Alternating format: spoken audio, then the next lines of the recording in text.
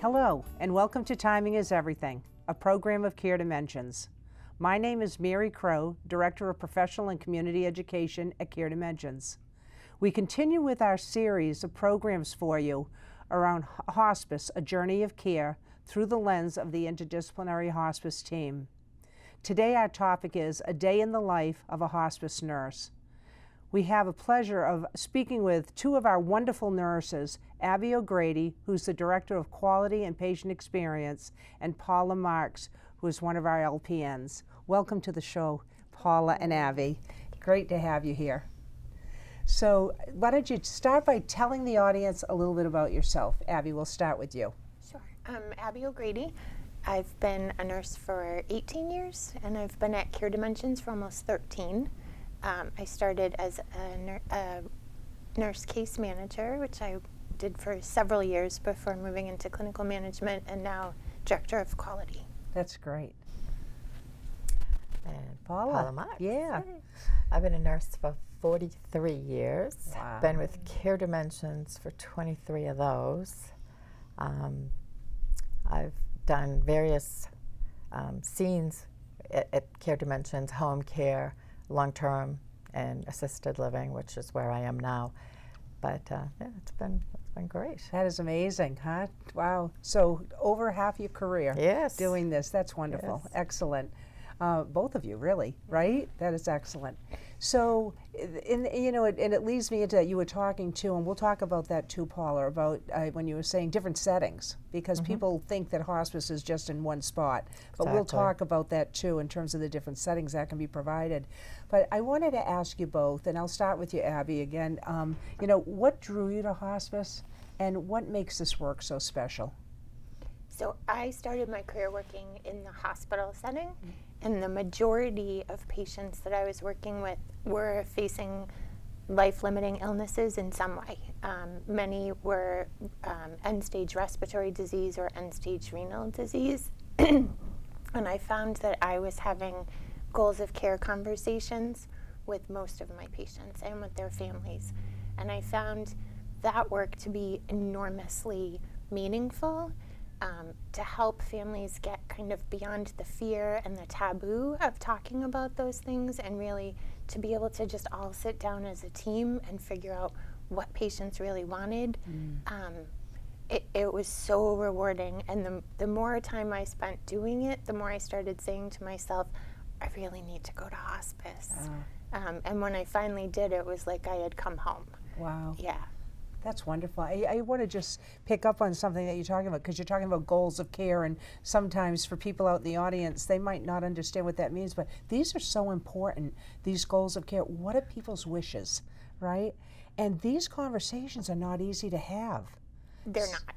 Yeah. And it's beyond just, do you want to be resuscitated? I tell that to people all the time. It's not just, do I want CPR, but how do I want things, right? Do I want to be treated for infections?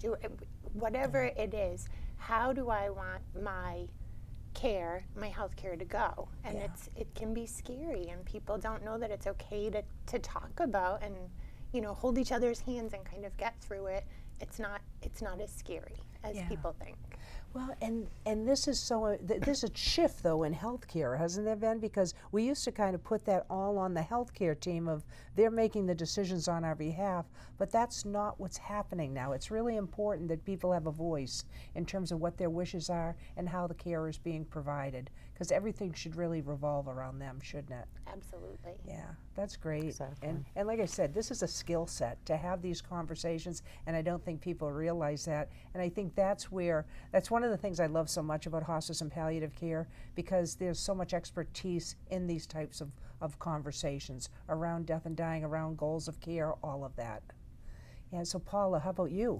Well, I was working in long-term care, and one of our most favorite nurses, Mary Patchett, was the nurse who came to the facility that I worked at, and I was always just in awe of the way she was with the patients that she took care of. And I used to find that I'd look forward to her coming in and then being there when she did her magic with our patients. Yeah. And I just fell in love with what she was doing, and I felt that that's something that I want to do, because she was just able to give so much one-on-one time with somebody, you know, and just make sure that they were comfortable and they had what they needed, and she was comforting with families, and and when you're in long-term care, I mean, it's always go, go, go, you know? Yes, But this was like a slowed down pace and lots of attention for somebody. Yeah, so she really modeled that behavior for She you really of what this is all about and what this Yes. can really be. Yeah. That's wonderful. I hope she knows that. I'm sure Oh, she does. she's one of my favorites. She knows it. Yeah. So walk us through a typical day. What's a typical day for a hospice nurse, as if there's any such thing? Right. But but give us some idea of that. Okay, so first thing in the morning, we kind of look at notes that come in from the night before, any emails or anything, and check in on what's going on with somebody. I do assisted living facilities now, so I work with. I'm a float for the team, so I work with a bunch of different nurses. I help out wherever I'm needed on that particular day. So I try to look at all the emails and really focus on what's going on. But then we find out, okay, this person needs a visit earlier than this one, so kind of arrange my schedule that way. Make contact with the case manager, just to say, this is what's happening today, this is where I'm going to be, is there anything you need me to do? If there's situations with, the social worker may be of help, I'll contact them, or the chaplain if someone's doing poorly and I think they might need some spiritual support. So yeah, it's we kind of just all kind of get together and figure out what's going on with that patient for the day. So the whole theme of this whole series, right, is the interdisciplinary team, and it's just what you're talking about. Yes, absolutely. So let me go back to a couple of things that you're bringing up. One is that you're talking about different settings. A lot of times people think, okay, I agree to hospice, I have to go somewhere. No.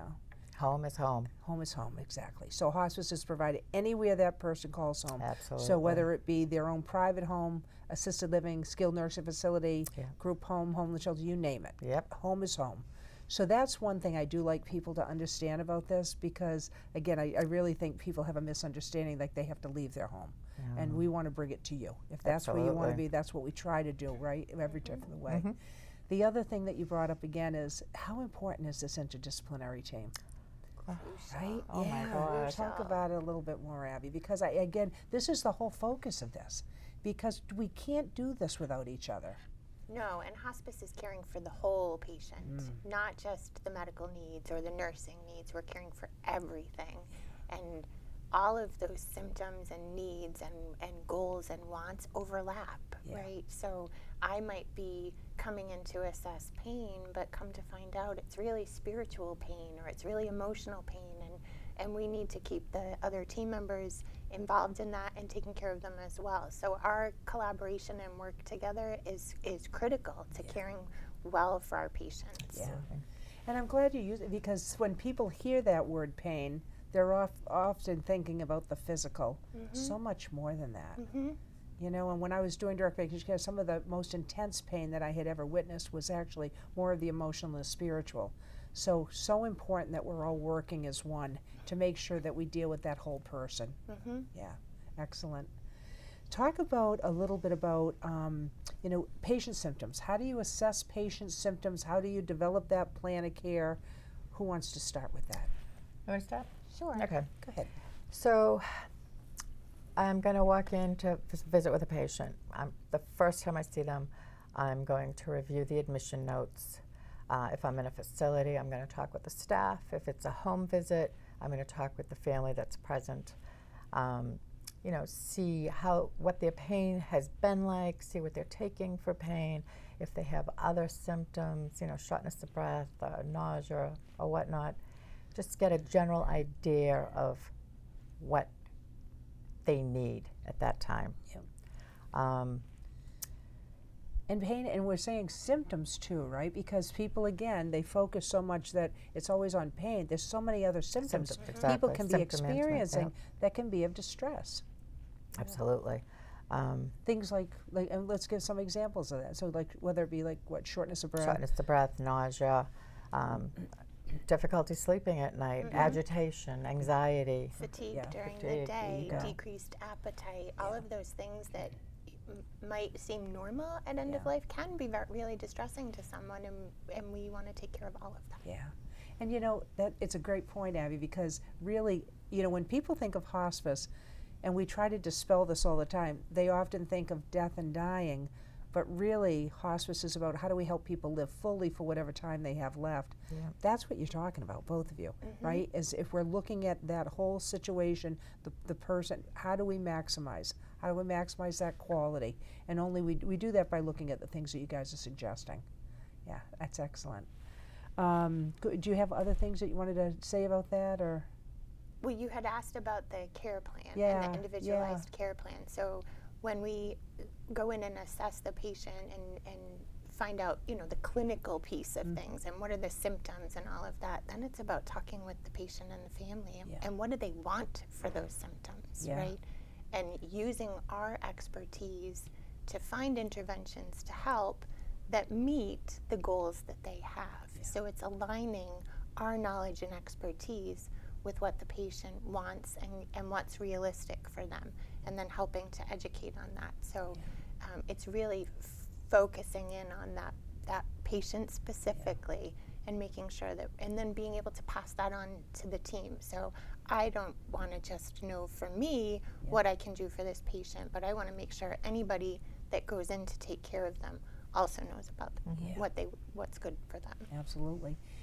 And it's because, you know, oftentimes we think there's this like cookie cutter approach that it's just, this is so personalized, this is so individualized, isn't it?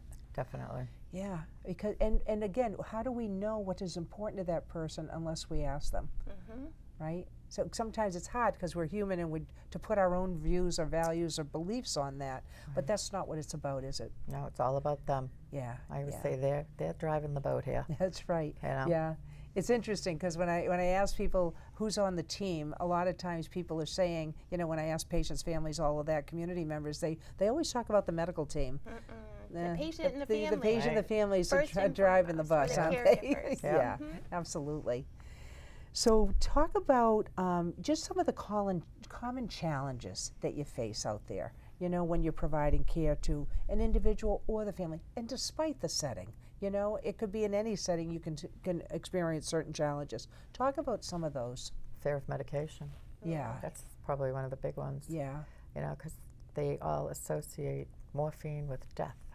You know, when you're going to give the last dose, that kind of thing. And there's always going to be a last dose, but, you know, it's all about them being comfortable, you know. Yeah. There's lots of medications that we use that we really need to educate people about because they just don't know them.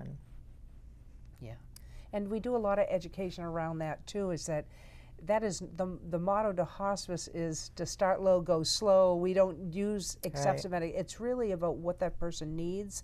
It's individualized there Very too. individualized. Some people are not even utilizing medications, right? Talk about that, Abby, because again, people get this thing in their head and they think about these medications. The studies are showing that hospice actually does nothing to hasten death. So, but talk about this, because this is important, because people fear this, and it's a total misconception. Absolutely, and I'd say that's one of the biggest challenges are those myths, right? And that hospice is going to come in and immediately start morphine.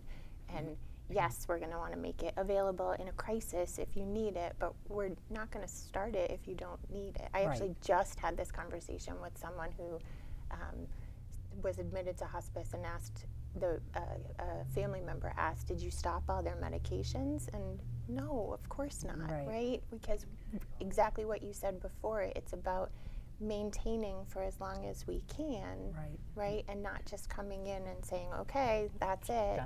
And people don't necessarily realize that. And when the symptoms start, then it's conversations again. Are we ready to start these medications? If so, what's the best dose? And often it's really tiny what you might give to a pediatric patient even, right? Safe doses, but particularly now with the media and all of the concern about different medications that are in the news and stuff, people have that misconception that we're giving the same amounts or the same, and it's not the same. No, not at all. Yeah. It's and yeah, I think again that we're going to have to keep educating people on this, because people just are going to have this misconception. There are studies that show that people on hospice care actually live longer, and two of the main reasons are that their pain and symptoms are well managed, and also that extra support. So I think again it's important that we keep doing that. That letting people know that that's not there's nothing that hospice does to hasten a person's death whatsoever. And again, so the more we help with people with these misconceptions, I think we can alleviate some of those fears.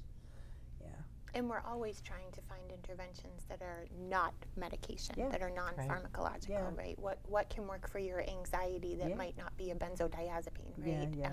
And we do that all the time. The same thing for pain. And again, it's that individual care plan. I mean, I remember we had a patient, Paula and I were paired in the field, and we had a patient with severe anxiety and pain and agitation, and she loved listening to a specific priest pray.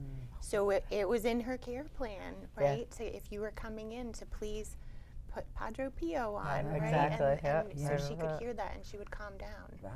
So we're always looking for things like that, which again is why the caregiver and the patient is so important, because we're not going to know what those things are. So, so tell us. Yes. Talk a little bit about, because I think it is important that people know, because that is the first thing that's looked at, is the non-pharmacologic interventions. What are some others? You talked about music, and things like that, but there's a lot of them.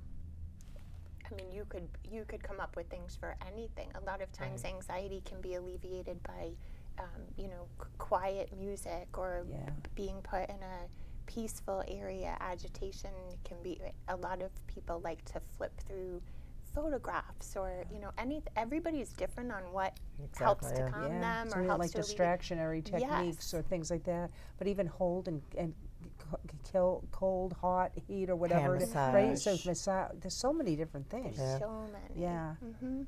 It's, and like I said, it's important that people understand those things too, because and I do want to go back to what you said, Abby. There is that misconception that when people go on hospice that people come off of their meds. Just talk a little bit more about that, because that's not true at all. Not at all. And if medications are working to help symptoms, or to keep the disease progression, maintained, then we keep those things. Of course, hospice is constantly looking at, are these medications still appropriate? Are they still beneficial? I think we've all known folks that are on 20, 30 different medications a day, and some of them may not be needed, and we might start talking about, is it time to stop this particular? I think of people that are on 17 different vitamins, right? That may not be beneficial anymore, and could just be causing nausea or more distress. But it's a conversation, and we don't just come in. We want people to stay on their cardiac meds, or we want them to stay on their diuretics and things like that, because we don't want you to be symptomatic. Right. So it's when things become more distressing than helpful is when those conversations happen. I think it's important that people know that, because like I said, it's something that comes up a lot, and not something that's true. So how about, how do you go about educating families? Because the family is a big piece of this, you already said. Talk about that on when a person's being provided care, if it's in the home setting or what have you, how do you help in terms of educating the loved ones? You have to be really good at reading your patients and families, and understanding, even if you need to ask, how do you best learn, right? Are you someone that needs something written down? Is it better for me to explain it to you? Do you need me to show you? And really putting aside the medical jargon and start talking to them as a human in easy to understand information, if that's what they want. Sometimes I've been known to do it. Please give me the medical jargon, right? Because I'm a nurse and I'll understand it better. But taking that step back and talking to them honestly, truthfully, in the language that they can understand, being ready to repeat it often, because even though we all want to say, I'm hearing you and I'm listening, especially in hospice, when you're dealing with stress and you're feeling overwhelmed, it can be very hard to retain what's being told to you. So having that consistent, bringing it up, talking about it again, explaining it again, making sure all of the team members are doing the same thing can help folks to understand. But I always think demonstration is wonderful, right? Because you're hearing it and you're seeing it, and then if you can have them do it with you, Yeah. it's even better. Yeah, absolutely. Yeah. It can be so scary. I always talk to them about that.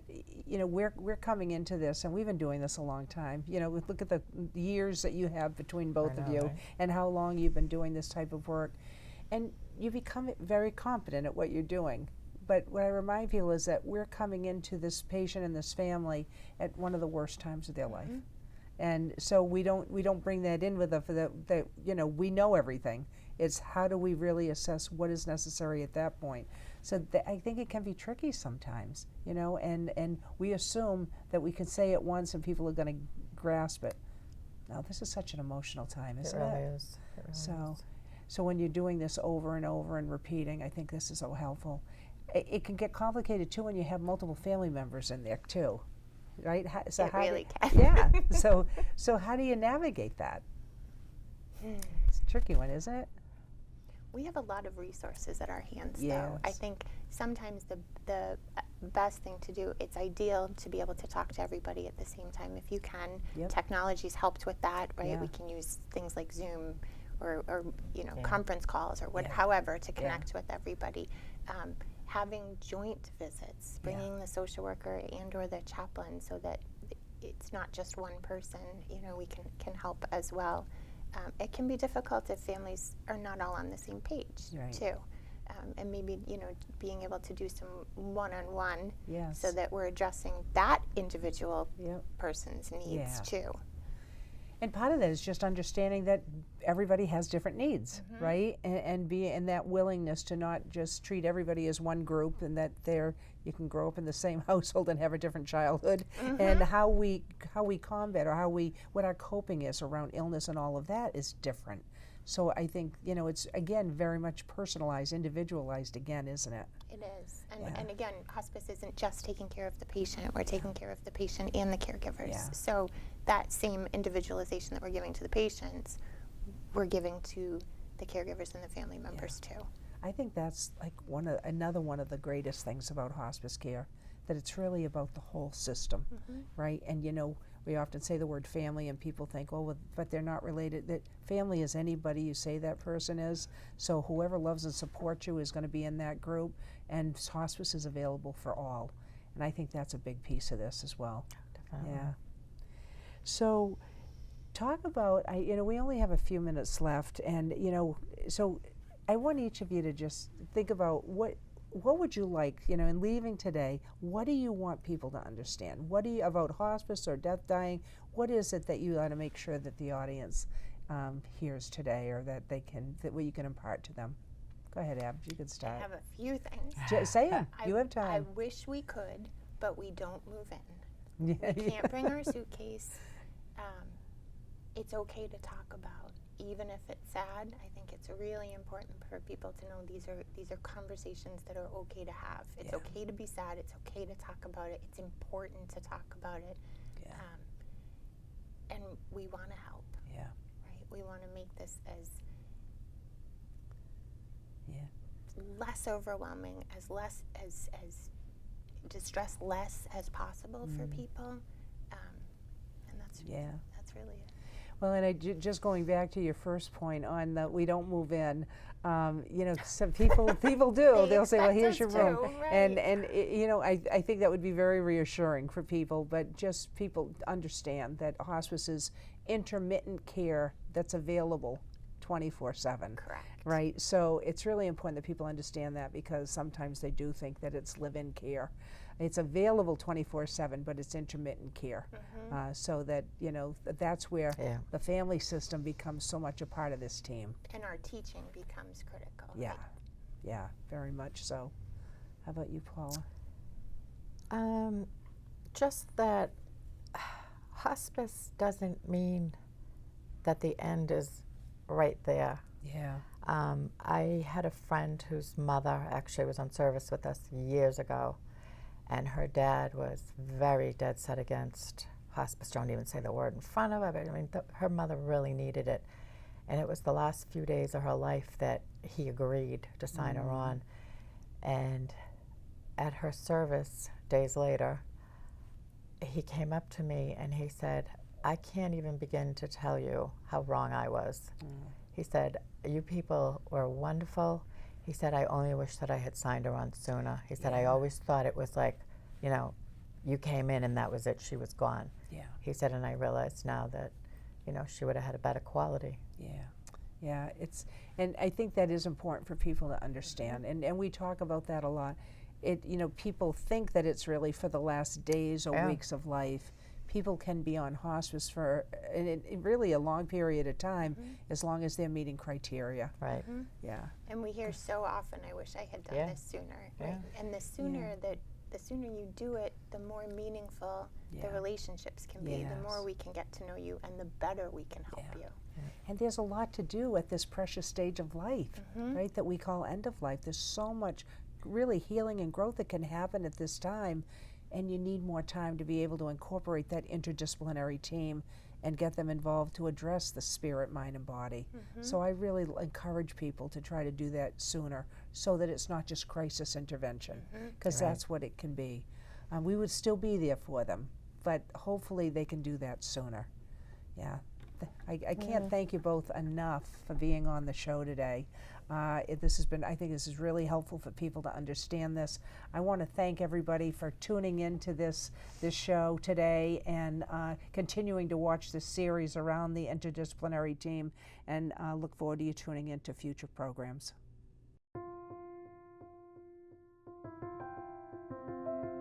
We don't focus on dying or how long they have left. We focus on whatever they want to do, whatever they can do, making sure that we can help them along. Hospice care is really not just the physical care, but it's also the emotional and spiritual care as well. And we try to ease people into and through the process to hopefully make it as special and as meaningful a time for them as it can be. It can be something much bigger than those final moments with someone. It can really help prepare the patient and family for eventual end of life. And I love that about it.